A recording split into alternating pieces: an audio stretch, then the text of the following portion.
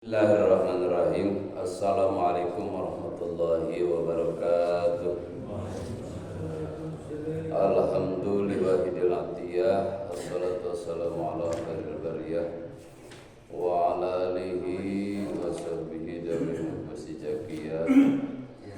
Amma ba'du. Allahu ta'ala fil Qur'anil azim wa huwa asdaqul qailin. A'udzu billahi minasyaitonir rajim. Bismillahirrahmanirrahim.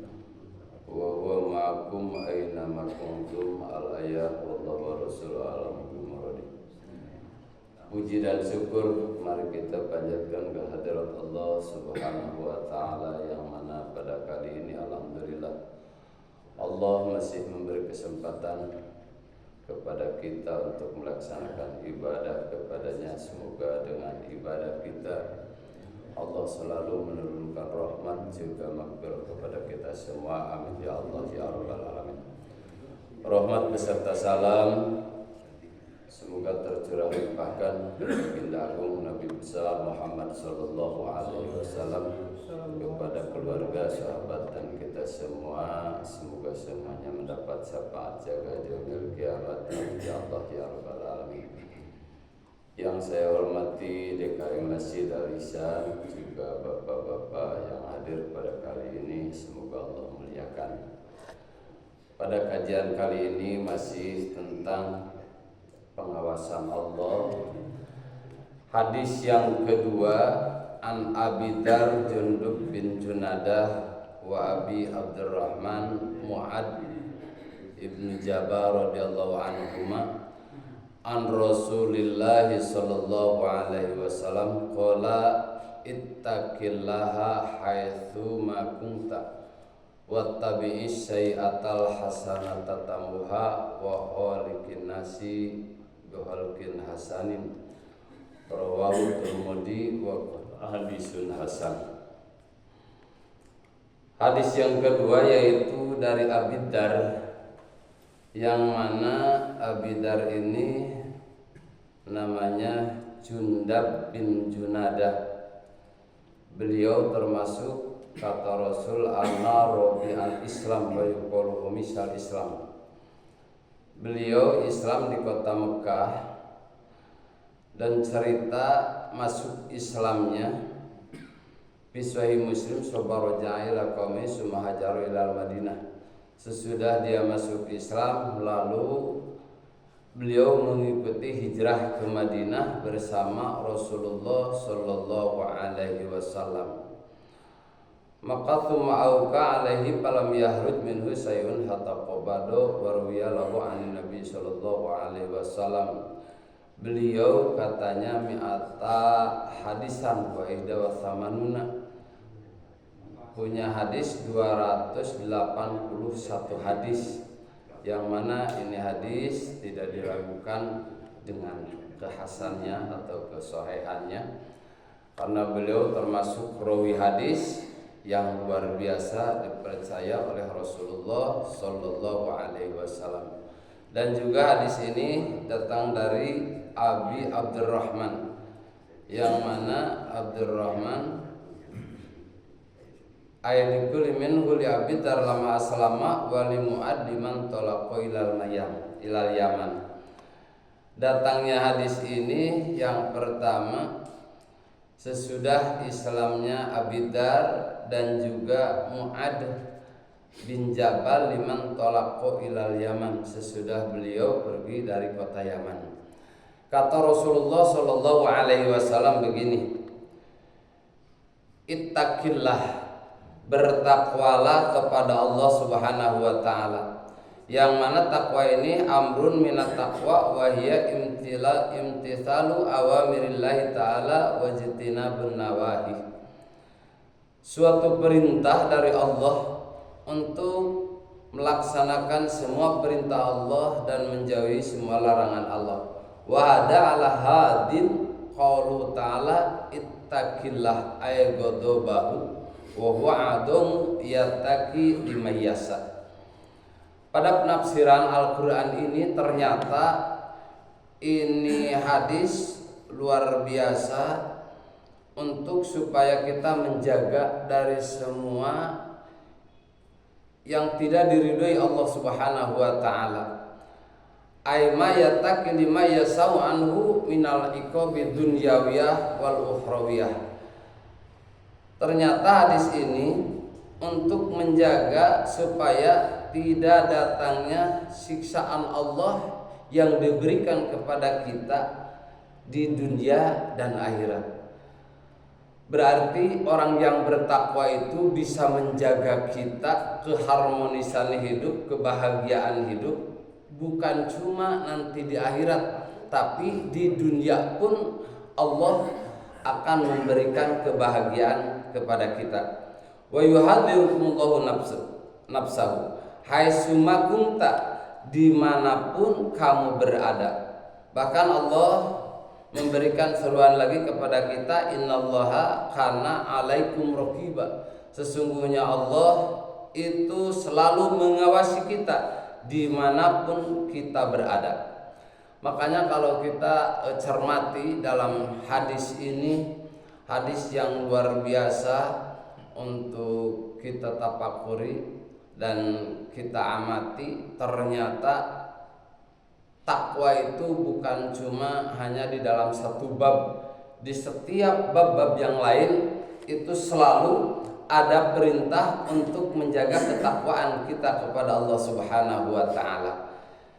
Yang kedua, wattabi'is sayyi'atal hasanata tamhuha. Dan kita harus mengikuti pekerjaan yang buruk dengan pekerjaan yang baik, tamhuha. Karena pekerjaan ataupun amal yang baik itu akan menghapus kepada pekerjaan amal-amal yang buruk. Wa khaliqin nasi, dan kita harus berakhlak kepada manusia bihalqin hasanin, dengan akhlak yang baik. Yang mana akhlak yang baik ini diantaranya adalah satu, pitolaqatil wajhi, dengan wajah yang berseri.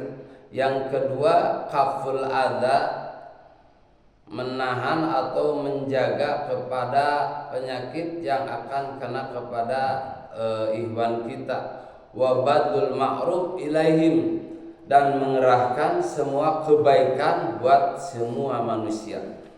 Intinya di dalam hadis ini ada 3 unsur yang harus kita laksanakan. Yang pertama, harus bertakwa kepada Allah.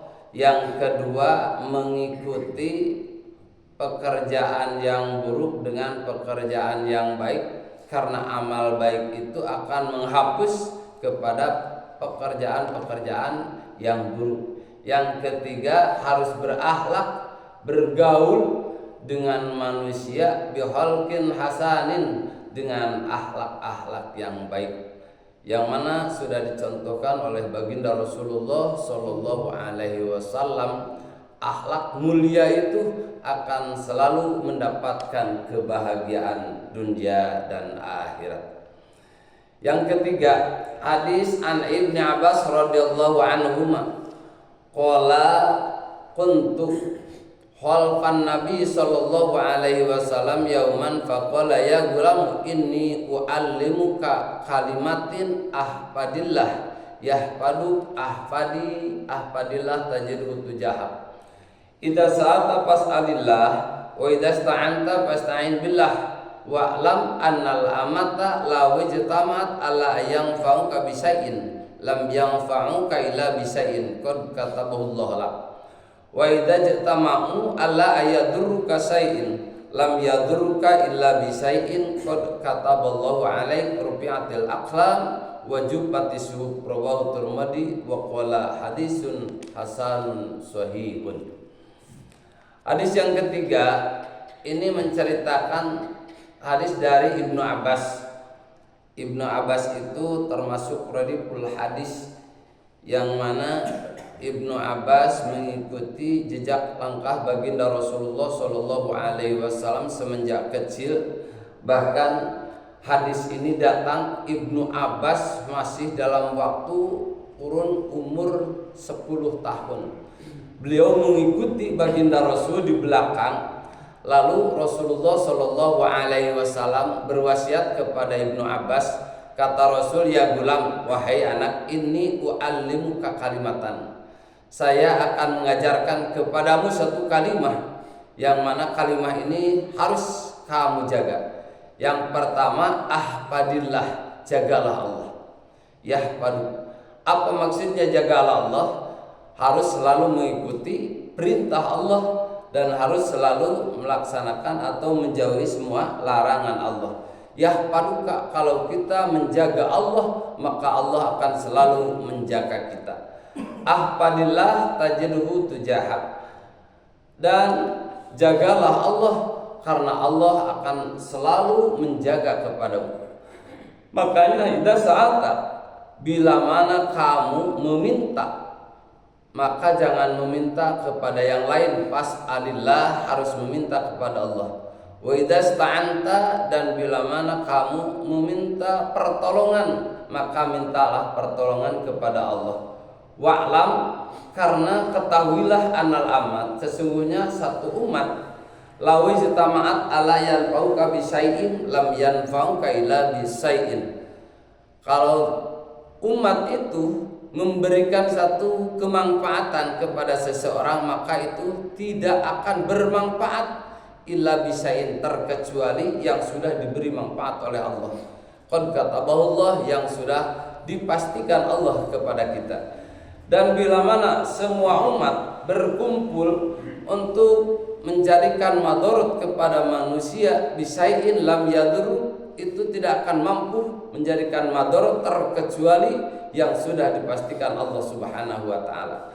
Rubi'atul aqlam wajubatis suhub, karena qada Allah, takdir Allah itu sudah diangkat dari kolam ataupun dari mahfud, wajubatis suhub, dan sudah kering pena, dalam arti nasib dan qada sudah tidak bisa dirubah. Rawahu Tirmidzi wa qala hadisun hasan sahihun, dan juga ini hadis sahih. Ini juga masih dalam rangka pengawasan Allah, itu selalu mengintai kita tidak akan bisa memberi manfaat atau madarat, terkecuali manfaat dan madarat itu yang sudah ditentukan Allah Subhanahu wa taala. Mungkin dalam kajian ini 2 hadis aja dulu. Yang pertama tadi hadis dari Abi Dar, kita harus selalu bertakwa kepada Allah dimanapun kita berada. Yang kedua, harus mengikuti amal yang buruk dengan amal yang baik, karena amal baik itu akan menghapus segala keburukan. Yang ketiga, harus menjaga akhlak bersama manusia, karena akhlak itu akan membawa dampak kebaikan ataupun kebahagiaan kita dunia dan akhirat. Dan hadis yang ketiganya, ini wasiat dari Rasulullah Sallallahu Alaihi Wasallam, kita harus selalu menjaga Allah. Dalam arti menjaga Allah ini adalah imtithalu awamirillah wa ijtinabun nawahi. Ini 2 hadis masih dalam rangka pengawasan Allah kepada kita itu luar biasa. Sehingga kalau kita ingin memberikan manfaat kepada semua manusia pun, itu tidak akan berlaku. Dan siapapun yang ingin menjadikan madarat kepada manusia pun tidak akan berlaku, terkecuali yang sudah ditentukan Allah Subhanahu wa taala. Barangkali ada yang mau bertanya, boleh.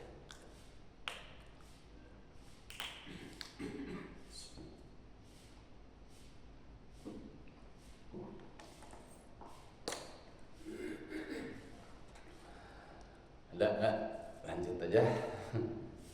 Ya, Pak, boleh. Ya, Pak. Ya, kalau kita membaca hadis kan, sebenarnya hadis itu bukan satu kaidah yang otonom, artinya berdiri sendiri. Ya. Karena ini merupakan jabaran dari Al-Quran. Ya. Setidaknya itu ada korelasi antara ayat yang disebutkan Al-Quran. Seperti misalnya orang harus melakukan perbuatan baik, kan ada dalam Quran ma'ruf dan mungkar itu. Ya. Kemudian sekarang disebarkan memang itu kalau akan mengkaji secara utuh itu ya ada korelasinya. Ini hadisnya begini, terus ini ayat Qur'annya begini, sehingga ada satu sinkronisasi pemahaman yang utuh antara ayat Qur'an dan hadis. Ya, makasih.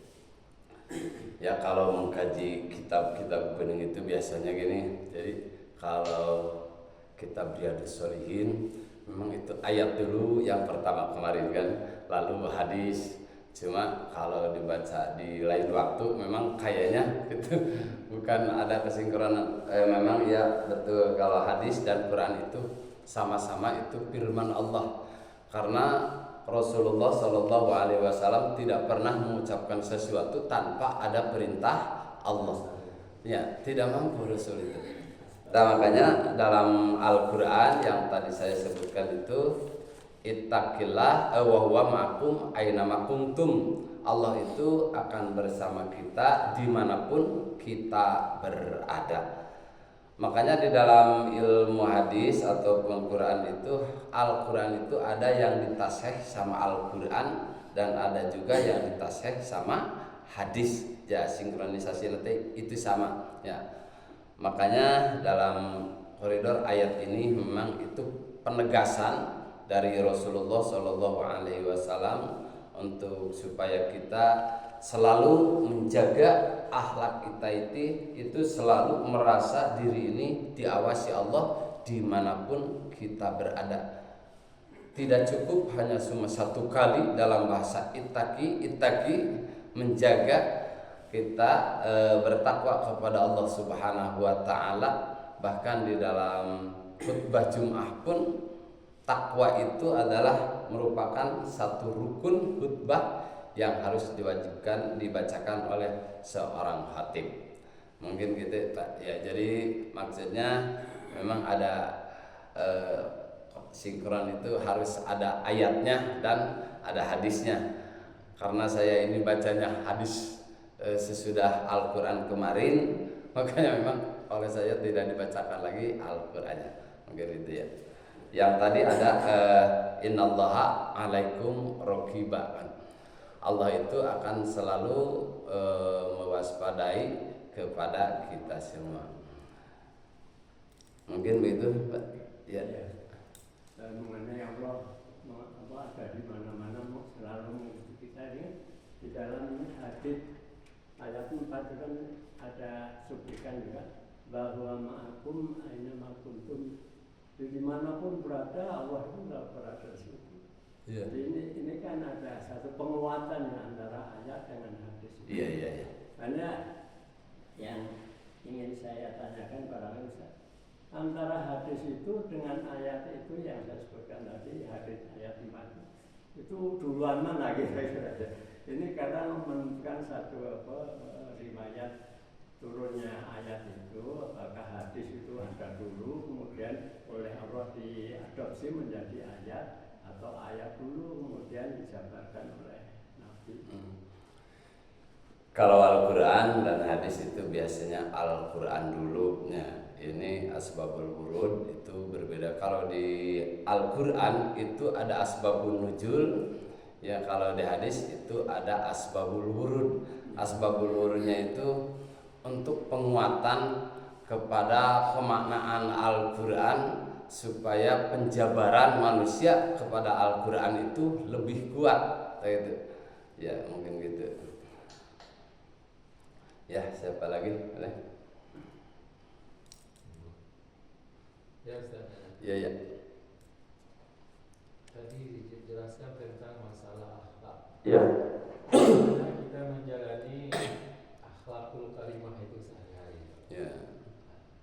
Kita jalani kehidupan sehari-hari itu bagaimana yang menjadi akhlakul karimah? Ya, makasih. Bagaimana kita menjalankan akhlakul karimah pada waktu sehari-hari? Saya ingat itu Tuan Syekh Abdul Qadir Jailani di dalam satu wasiatnya begini.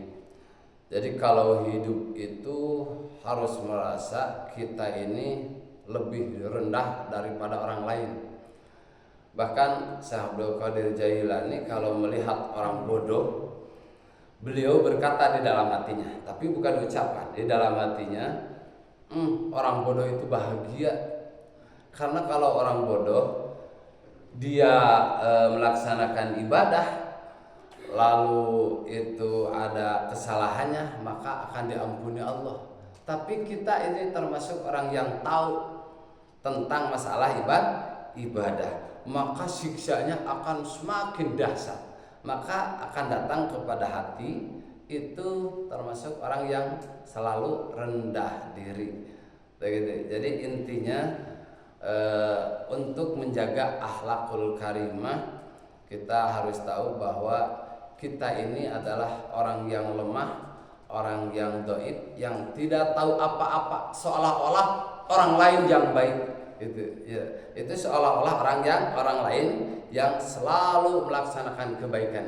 Kita mah ini adalah orang yang sangat lemah. Itu insya Allah akan terjaga akhlakul karimah. Beda kalau di dalam pandangan hati kita ini selalu merasa lebih baik daripada orang lain, maka akhlaknya akan semakin buruk karena dia ini seolah-olah lebih hebat daripada orang lain. Itu Syekh Abdul Qadir Jailani, asa ayyakuna jahilan khairum minni wa asa ayyakuna sogiron khairum minni.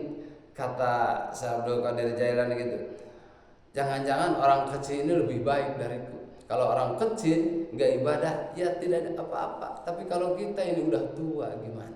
Maka akan selalu menghormati kepada orang kecil. Biasanya kan yang kita hormati itu dari keatasan kita. Tapi ini lebih hebatnya, walaupun di bawah kita akan selalu menghormati. Itu akhlak. Di sini dicontohkan bahwa akhlak yang baik ini adalah yang pertama tolaqohul wajhi, selalu punya wajah yang berseri dimanapun kita bertemu ataupun berada bersama orang-orang di sekitar kita, maka wajah kita akan selalu berseri. Yang kedua waqaful adza.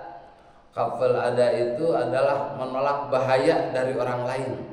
Orang lain tidak punya, oleh kita diberi, orang lain akan kena kepada madarat, oleh kita ditahan. Itu. Jadi bukan hanya cuma untuk menjaga diri saja, tapi bisa menjaga orang-orang di sekitar kita.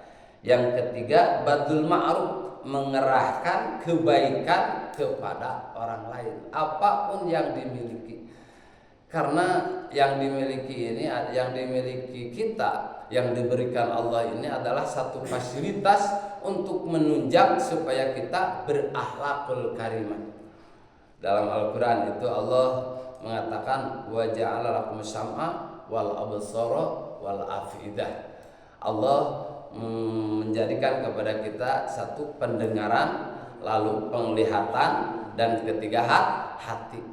Ini 3 unsur pokok yang Allah berikan kepada kita untuk menunjang supaya kita ini berakhlakul karimah terhadap manusia dan juga terhadap Allah Subhanahu wa taala. Maka di kita ada yang disebutkan orang itu yang diminta kepada Allah itu anak soleh ataupun ingin menjadi orang soleh. Arti soleh itu adalah al-qaimu bihukukillah wa hukuki ibadillah. Jadi orang yang bisa melaksanakan hak Allah dan hak hamba-hamba Allah. Intinya berakhlakul karimah ini adalah menunjang luar biasa untuk menjadikan manusia yang soleh di hadapan Allah Subhanahu wa taala. Mungkin begitu intinya. Ya. Kalau misalnya bersabar dan sabar, apakah termasuk juga akhlakul karimah? Sabar, tabah. Ya, bersabar itu mungkin dari sebahagian ya mungkin. Kalau dibaca itu banyak memang akhlak untuk menunjang akhlakul karimah, karena beda. Kalau orang yang sabar dipandang orang itu jadi rasanya kasihan. Itu kan gitu. Makanya di hadis yang seterusnya ini belum saya bacakan,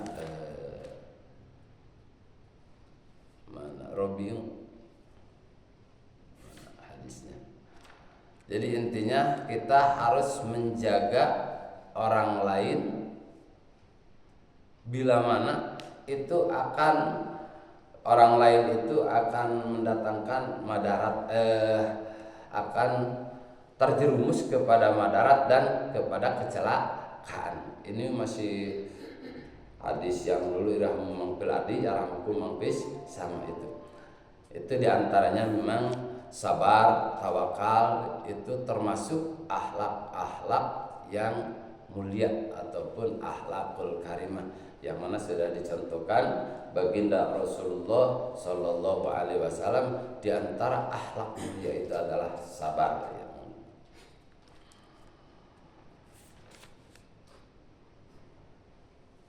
Terus siapa lagi? Ada? Ada Ustaz? Ya ya. Saya kebetulan pernah membaca di kitab lain Ya. mengenai tadi yang disampaikan saya Abdul Qadir Jailani. Ya. Ini mohon koreksi saja apakah tulisan ini juga benar, karena sedikit berbeda dengan yang tadi Ustaz sampaikan. Ya. Yang pertama, di kitab itu dikatakan bahwa apabila Syekh Abdul Qadir Jailani bertemu dengan orang bodoh, kata beliau di dalam hati, orang ini lebih baik daripada saya, karena dia berbuat maksiat karena tidak tahu. Sementara saya berbuat maksiat, saya tahu bahwa itu dosa. Itu yang pertama. Yang kedua, ketika beliau bertemu dengan anak kecil, kata beliau di dalam hati, anak kecil ini lebih baik daripada saya, karena meskipun dia berbuat maksiat masih sedikit maksiatnya, karena dia masih kecil. Berbeda dengan saya yang sudah tua, sudah bertahun-tahun hidup di dunia, maksiat saya lebih banyak daripada dia. Bahkan ketika bertemu dengan orang kafir sekalipun, kata beliau, orang kafir ini masih lebih baik daripada saya. Mengapa? Karena kita tidak tahu di akhir hidupnya orang kafir ini mungkin jadi orang soleh. Sebaliknya saya tidak tahu akhir hidup saya. Itu kitab yang saya baca. Mohon koreksi aja Ustaz. Agak berbeda dengan yang Ustaz sampaikan. Oh iya, emang itu saya dipotong-potong aja dikit. Emang masih banyak itu hadisnya panjang, itu di kitab Nasoihul Ibad lah. Kalau kita lebih detailnya, mungkin itu diantaranya ya ucapan Syekh Abdul Qadir Jailani untuk mengingatkan kita bahwa supaya kita ini adalah berakhlak yang mulia, yang mana akhlak mulia ini luar biasa dianjurkan Allah Subhanahu wa taala supaya menunjang kita mendapatkan kebahagiaan dunia dan akhirat. Makasih ya, mungkin itu di dalam kitab Nasoihul Ibad, panjang memang hadisnya karena saya tidak menguasai itunya, itu yang pokoknya aja saya baca, maaf ya begitu mungkin. Ya, siapa lagi? Boleh.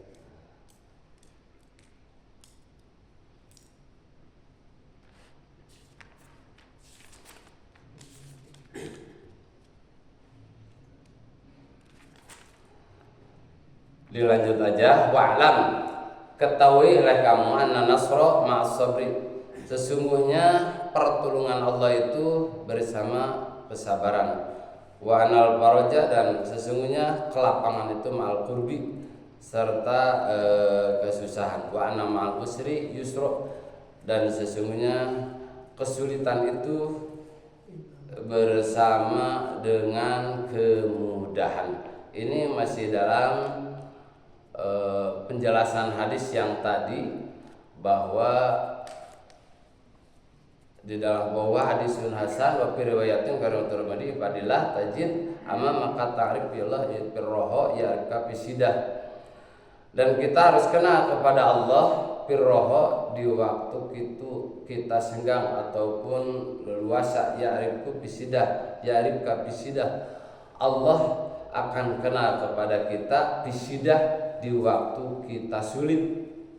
Wa'lam annama ahto kalam yakun liyusibaka wa ma'asabaka kalam yakun liyuhti'aka, sesungguhnya keburukan lam yakun liusibaka kena kepada kita, wa ma asabaka lam yakun liuhtiaka dan tidak akan kena kepada kita karena kita lupa.